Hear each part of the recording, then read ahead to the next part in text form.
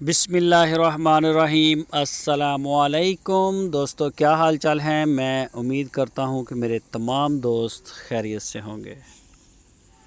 दोस्तों, जुवेद भाई आपके लिए लेके आए हैं चोलस्तानी गाय। दूसरा सुबह सूने के लिए तैयार है। बिल्कुल मुंह से भी 4 दांत हुई है और इसकी डिलीवरी में भी दिन रहते हैं, तकरीबन 8 दिन ले ले 10 दिन ले ले।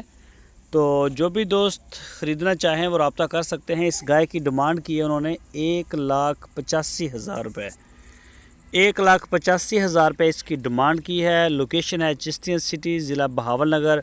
और पिछले सुबह का जो मिल्क रिकॉर्ड बताया है वो था 11 से 12 लीटर 2 टाइम का।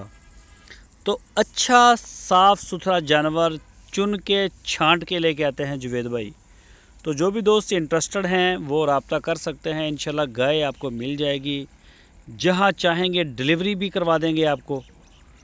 ये देख सकते हैं आप, उनके डेरे पे आके चेक करके अगर लेके जाएं तो वो सोने पे सुहागा है। ये बेहतरीन तरीका है।